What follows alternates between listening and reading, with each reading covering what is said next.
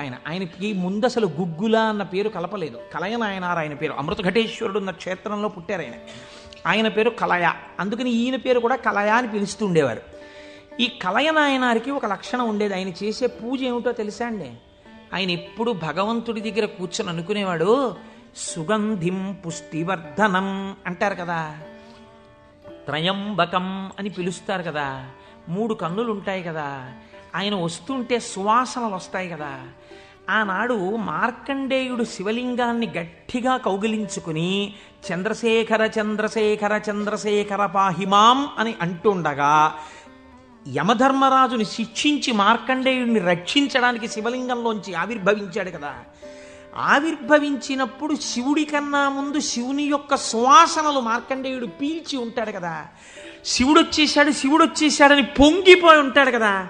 ఎంతకీ రానిటువంటి రైలు వచ్చేస్తోందని అనౌన్స్ చేసినప్పుడు ఎంత ఆనందం పొందేస్తామో, ముందు అనౌన్స్మెంటు, తర్వాత రైలు ఇంజను కనపడగానే పొంగిపోయినట్టు సుగంధిం, ఆ సువాసనలు వస్తుంటే ఎంత పొంగిపోయి ఉంటాడు కదా మార్కండేయుడు. నా పూనిక ఫలించింది, వచ్చేసాడు పరమాత్మ, అదిగో శంకరుడు, అదిగో సుగంధిం, సువాసనలు వచ్చాయి అని ఆ చంద్రశేఖర చంద్రశేఖర అన్నది ఒక్కసారి ఆపేసి ఏడి శివుడిని ఆ సువాసనల వంకి ఇలా చూస్తూ నిలబడిపోయి ఉంటాడు కదా. కాబట్టి శివుడి యొక్క సువాసన అలా ఉంటుంది కదా అని పొంగిపోతూ నేను అలాంటి వాసన పీలుద్దామని, ఆయన మహాైశ్వర్యవంతుడు కలయనాయనార్. రోజు ఇంత గుగ్గిలం పట్టుకొచ్చి ఆ గుగ్గిలం వెలిగించి గుగ్గిలం ధూపం వేసేవాడు. ఆ ధూపం అంతా పూజ గదంతా నిండిపోతే అందులో కూర్చుని మార్కండేయుడు ఇలాగే వాసన పీల్చి ఉండి ఉంటాడు. ఆనాడు అర్జునుడు గబగబా వెళ్ళి తన గాంధీవం ఎత్తి కొడుతున్నప్పుడు శివుడి దగ్గరికి వెళ్ళినప్పుడు వాసనలు ఇలాగే వచ్చి ఉంటాయి అని ఆ వాసనలు పీలుస్తూ కళ్ళు మూసేసుకుని ఇవే శంకరుడి శరీరంలోంచి వస్తున్న వాసనలు, ఇక్కడే శివుడు ఉన్నాడని రోమాంచితం అయిపోయి పరవశించిపోతూ సమాధి స్థితిలోకి వెళ్ళిపోయేలా ఉండిపోతుండేవాడు ఆయన. మీరు చూడండి, భగవంతుణ్ణి పట్టుకోవాలనుకున్నవాడు ఏమంటే మాకు పూజ కుదరట్లేదండి, మాకు ఈ స్తోత్రం రావట్లేదండి అంటాం మనం. మన బతుకంతా ఎక్కడ ఆగిపోతుందంటే దీపంలో 2 ఒత్తులు వేయాలా, 1 ఒత్తి వేయాలా. నిజంగా తరించిపోయిన వాళ్ళు తరించిపోవడానికి ఎన్ని మార్గాలు వెతుక్కున్నారో చూడండి. ఆయన సువాసనలు పీలుస్తూ రమించిపోయాడు. శంకరుడు చూశాడు, వీడు రోజు గుగ్గిలం పట్టుకొచ్చి వేసి ఇన్ని రకాల దర్శనాలు చేసేస్తున్నాడు రా, గుగ్గిలం పొగ అడ్డం పెట్టుకుని. ఎంత చిత్రం రా ఇది, గుగ్గిలం పొగకి వీడు సమాధిలోకి వెళ్ళిపోతున్నాడు. అసలు ఈ గుగ్గిలం కొనలేని స్థితి తెస్తే ఏం చేస్తాడో చూద్దాం అనుకున్నాడు. ఐశ్వర్యం అంతా క్షీణింపచేశాడు. ఆయనకి మనస్సు శివుడి మించి పోలేదు. ఎలాగో అలా నానా కష్టాలు పడి ఇంత గుగ్గిలం తెచ్చి శంకరుడికి వేసి ఆ వాసన పీల్చేటప్పటికి సమాధిలోకి వెళ్ళిపోయాడు. ఇంక ఏముంది, మనస్సు అలవాటు పడిపోయింది. ఇంత పొగొచ్చేటప్పటికి అంతే సమాధిలోకి వెళ్ళిపోతాడు. ఎంత తేలికండది. అగరత్తు వెలిగించకుండా ఉంటాం కదా, అగరత్తు వెలిగిస్తే గుగ్గిలైనా సమాధిలోకి వెళ్ళిపోతాడు అంతే. ఈ స్థితి చూసి శంకరుడు భార్యాబిడ్డలు తినడానికి కూడా అన్నం మెతుకు లేకుండా చేశాడు. చూద్దాం ఏం చేస్తాడు. భార్యాబిడ్డలు పస్తులున్నారు. అన్నమో రామచంద్ర అని ఆ భార్య మహాపతివ్రత. ఆవిడ తన మెడలో ఉన్నటువంటి మంగళసూత్రాన్ని తీసి నాయనారికి ఇచ్చి, అయ్యా మీరిది పట్టుకెళ్ళి వెలకట్టి అమ్మించి డబ్బు పట్టుకుని రండి, దాంతో మనం కొన్నాళ్ళు భోజనం చేద్దామని. తప్పకుండా తీసుకొస్తానని ఆ మంగళసూత్రాలు చేతిలో పట్టుకుని శివ శివ శివ శివ అని సంతోషపడిపోతూ వెళ్ళిపోతున్నాడు. శంకరుడు ఒక పెద్ద బండిలో గుగ్గిలం బస్తాలు వేసుకుని ఎదురొచ్చాడు. మళ్ళీ దొరకవుట గుగ్గిలం, అందుకని చెప్పి బస్తాలు కొనుక్కెడుతున్నాను, ఎవరైనా కావాలంటే కొనుక్కోండి అని అరిచాడు. అమ్మ బాబోయ్, గుగ్గిలం దొరకదటని చెప్పి ఈయన గబగబా మంగళసూత్రాలు ఇచ్చేసి గుగ్గిలం బస్తాలు కొనేశాడు. పోనీ గుగ్గిలం దొరకదంటున్నారు, ఇంటికి పట్టుకెళ్ళి ఈ గుగ్గిలాన్ని దాచుకుని రోజు ఇంతంత వేద్దాం అనుకున్నాడా? నిజంగా నాడు శంకరుడు వస్తుంటే సుగంధిం పుష్టివర్ధనం, ఇదొక్కటే ఆయన సమాధికి కారణం. ఇంత గుగ్గిలం వెలిగించి మధ్యలో కూర్చుంటే అసలు నిజంగా శంకరుడు విరాట్ రూపంతో వచ్చేసినట్టుండదు. కాబట్టి ఈ గుగ్గిలం అంతా వెలిగించేస్తానన్నాడు. ఇంట్లో వెలిగించేస్తే బాగుండదు, పొగలు వచ్చేస్తాయి.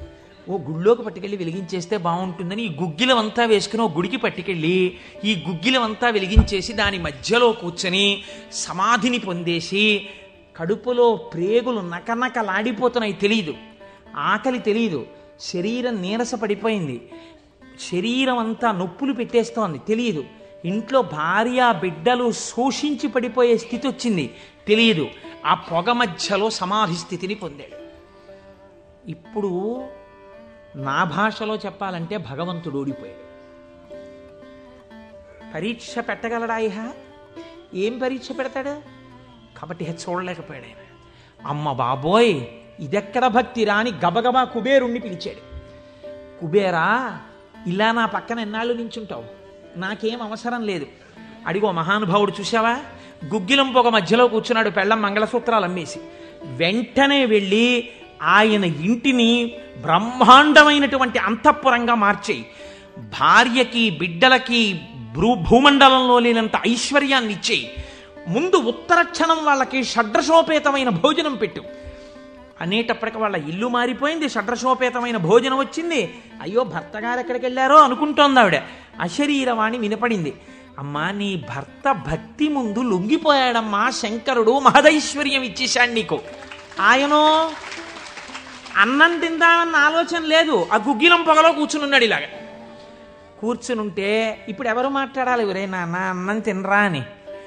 అమ్మా నాన్నగారు కోరుకున్న కోరికోటి ఉంది, నువ్వు ఎలా అయినా డాక్టర్ అయిపో. ఇంజక్షన్ చేసేశారు ఆ పిల్లకి. 3 ఏళ్ళు అయిపోయినా, 4 ఏళ్ళు అయిపోయినా, 21 ఏళ్ళు వచ్చేసినా, ఇప్పుడు నేను MBBS చదివితే రేపు పెళ్లి కొడుకు దొరుకుతాడా అని కూడా చూసుకోకుండా తల్లిదండ్రుల కోరిక తీర్చడం కోసమని వ్యగ్రతతో చదివేసిన పిల్లలా ఇప్పుడు ఆ తల్లిదండ్రులే వచ్చి ఉసే అన్నం తినవే, అలా చదవకే ఆరోగ్యం పాడైపోతుంది అన్నట్టు ఎవడు పరీక్ష పెట్టాడో వాడే దిగొచ్చాడు. దిగొచ్చి ఎవడు? ఆ త్రయంబకం నిజంగా సువాసనలు వచ్చి ఆనాడు మార్కండేయుడు బాహ్య స్మృతిని పొందాడు, ఈయన పొందలేదు, పొందకుండా కూర్చున్నాడు. ఇప్పుడు ఆ పరబ్రహ్మం ముట్టుకోవలసి వచ్చింది. ముట్టుకుని కదిపాడు. ఓయ్ కలయా కలయా అని పిలిచాడు. పిలిస్తే ఆయన గభాలన బాహ్య స్మృతిని పొంది అబ్బా శంకరుడు వచ్చేసాడన్నాడు. నిజంగా కనపడితే ఇలా అరుపులు కేకలు ఉండవు. కన్నులంబట నీరు కారిపోతూ ఆ స్వామి పాదాల మీద పడిపోయి ఏ సుగంధిం పుష్టివర్ధనం అన్నాడు. ఆ సువాసన పీలుస్తూ అలా పడిపోయి ఉండిపోయి శంకరుడు భుజాలు పట్టుకుని లేపి, ఒరే నాన్న నువ్వు ఇంటికి వెళ్ళింత అన్నం తినరా, నా కడుపు నిండుతుంది, తొందరగా బయలుదేరరా నాయన, ఇక్కడ ఎన్ని నైవేద్యాలు పెట్టినా నాకు వంట పట్టట్లేదురా, నువ్వు ఇలా పడిపోతే తొందరగా వెళ్ళరా బాబు, నీకు ఎక్కడ లేని ఐశ్వర్యం ఇచ్చేశాను, కావలసినంత గుగ్గిలం వేసే, ముందు వెళ్ళి అన్నం తినన్నాడు. అప్పుడు ఆయన ఇంటికి వెళ్ళాడు. ఇంటికెళ్ళి షడ్రశోపేతమైనటువంటి భోజనాన్ని నాయనార్ స్వీకరించాడు. దీన్ని గుగ్గిల నాయనార్ అంటారు పెరియ పురాణంలో. ఎందుకంటే శివపురాణం చెప్పుకుంటూ నాయనార్ల చరిత్రని అనుసంధానం చేసి ఉత్తరాయణ పుణ్యకాలంలో నాయనార్ల గురించి వింటే పార్వతీ సహితుడైనటువంటి ఆ పరమశివుడు పొంగిపోయి పరవశించిపోతాడు. అందుకే లౌకికమైన ఉదాహరణలు మానేసి అవసరమైన చోట నాయనార్ల చరిత్రలే కలిపేద్దాం. ఇలా 63 మంది నాయనార్ల గురించి నేను చెప్పగలిగితే నా జన్మధన్యం అయిపోతుంది అని ఒక నాయనార్ని కలిపాను ఇవాళ. కనుక ఒకనాడు ఒక విచిత్రం జరిగింది. భక్తి అంటే ఎంత చిత్రంగా ఉంటుందో చూడండి.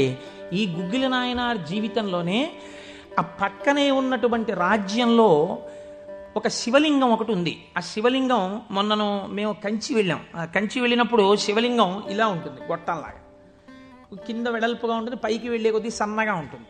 అటువంటి శివలింగం ఒకటి బాగా ఎత్తుగా ఉన్నటువంటి పీఠం మీద ఉంది. ఒక చిన్న పిల్ల ఆ శివలింగం దగ్గరికి వెళ్ళింది. అరమరిక తెలియని పిల్ల. ఆ పిల్ల వెళ్ళి చేతిలో ఒక తుమ్మి పువ్వు పట్టుకుని వెయ్యాలనుకుంది. ఆ పీఠం పట్టుకుంది, ఎగిరింది, ఎక్కింది, అందలేదు. ఆ పిల్ల ఏడుపు మొదలెట్టింది. ఏడుపు మొదలెట్టి శివా శివా నువ్వు నాకు అందట్లేదు, పువ్వు ఎలా వేయనంది. శంకరుడు ఆ భక్తికి పరవశించిపోయాడు. ఇది భగవంతుడు దేనికి కట్టుబడతాడు? ఆ భక్తికి కట్టుబడతాడు. వెంటనే ఇలా ఉన్న శివలింగం ఇలా వంగిపోతే ఆ పిల్లకేం తెలుసు? శివలింగం వంగిపోయింది నా కోసం. అది చిన్నపిల్ల పొంగిపోయి తప్పట్లు కొట్టేసి కాసేపు ఆడేసి 2 పువ్వులు వేసేసి వెళ్ళిపోయింది ఆ పిల్ల. మరునాడు యథాలాపంగా అనేక శివలింగాలు ఉంటుంటాయి కదా గుళ్ళో. ఈ శివలింగం వంగడంలో లోపలున్న శివలింగం కూడా వంగిపోయింది. అర్చక స్వామి చూసి భయపడిపోయాడు. ఇదేంటి శివలింగం ఇలా వంగిపోయిందని మహారాజుకు తెలిసింది. ఇది ఏదో అరిష్టం జరుగుతుంది, శివలింగం వంగింది ఏమిటని భయపడ్డారు. ఈ శివలింగానికి వంపు దిద్దిలా పైకి తీయాలి. వాళ్ళకి ఉన్న తెలివితేటలు ఏమిటంటే ఈ వంగిపోయినటువంటి శివలింగానికి పెద్ద పెద్ద ఇనప గొలుసులేసి ఏనుగులకు కట్టి లాగించారు. ఇన్ని ఏనుగులు ఇనపగులు, ఇవన్నీ నేను పుక్కిట పురాణాలు నా సొంతంగా చెప్తున్నాను అనుకుంటున్నారా? ఈ దేవాలయాలు ఉన్నాయి ఇప్పటికీ. నా జీవితంలో ఈశ్వరుడు అనుగ్రహిస్తే ఎప్పటికైనా ఈ 63 నాయనార్ల శివాలయాలు దర్శనం చేయాలని నా కోరిక. ఈ వంగిపోయిన శివలింగాన్ని ఇనప గొలుసులో పెట్టి ఏనుగులు లాగుతుంటే గొలుసులు తెగిపోయాయి. శివలింగం వంపు దిద్దబడలేదు. ఇది ఎవరో గుగ్గిల్ నాయనారికి చెప్పారు.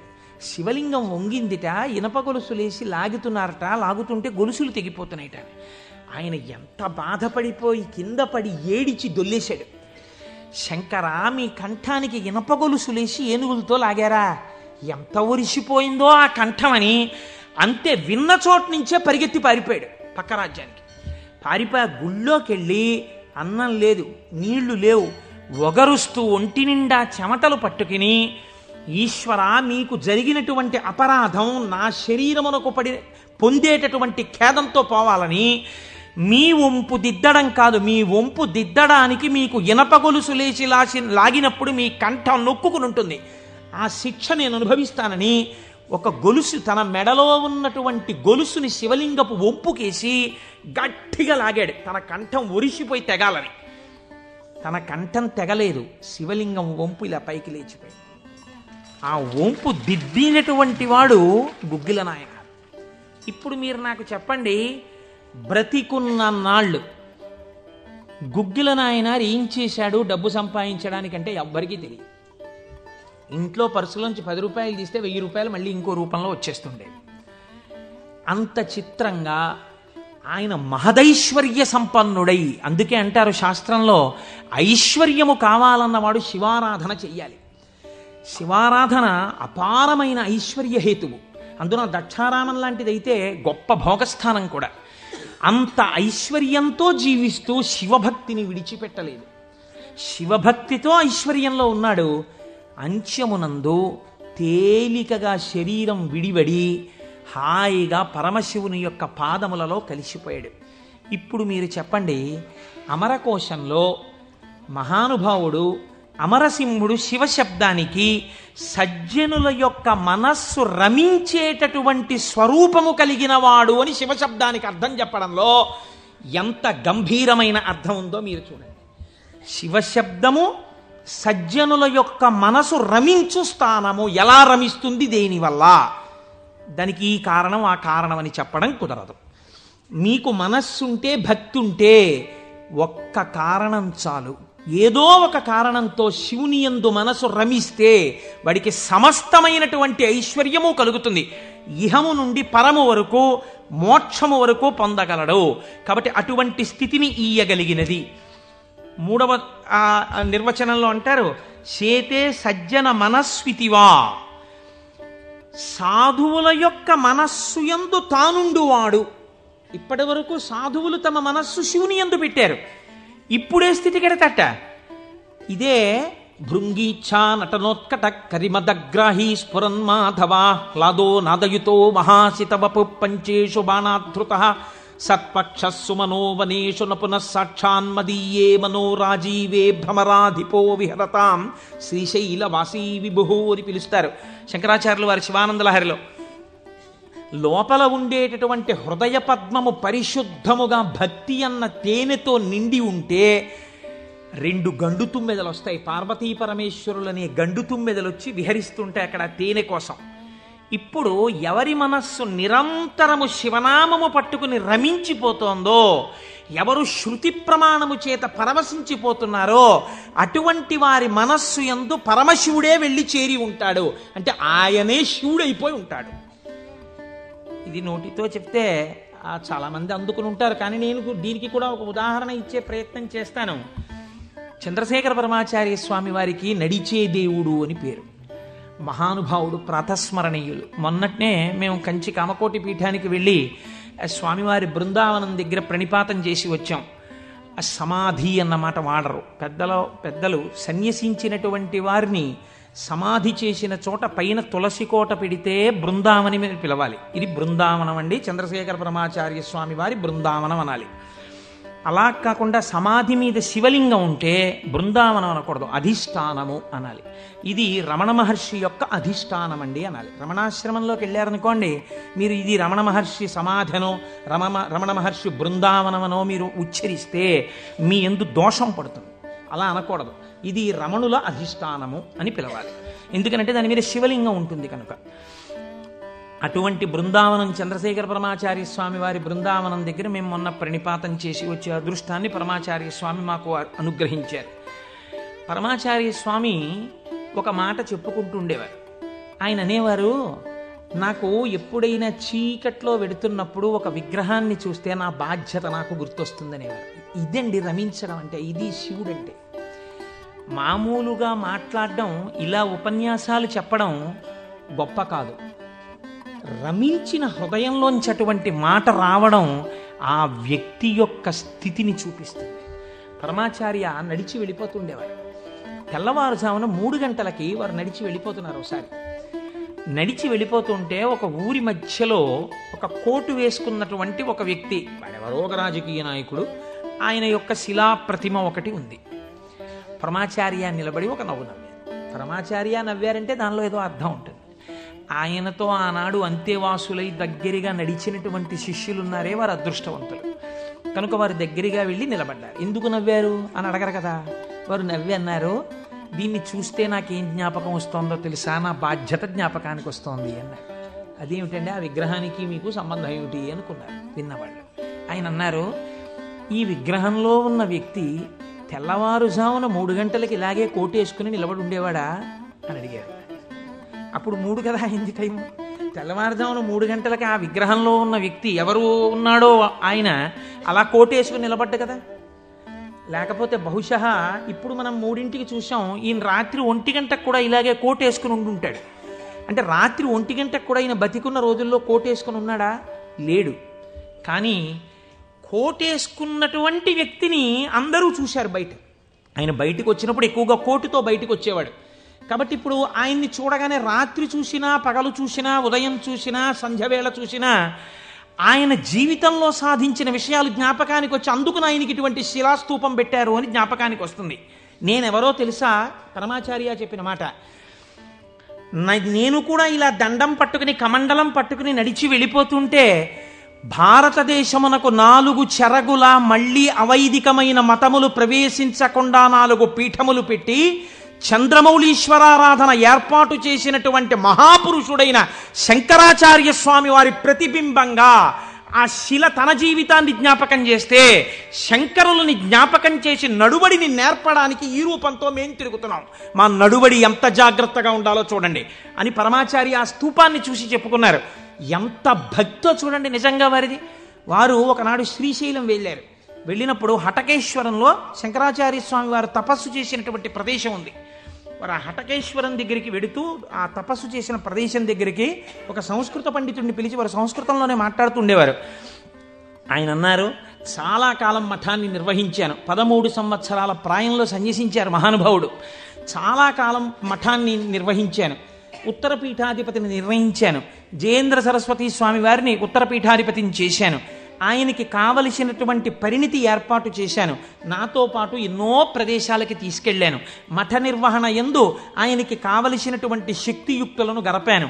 ఇంకా ఎంతకాలం ఆ మఠ నిర్వహణ చేస్తూ ఉండను?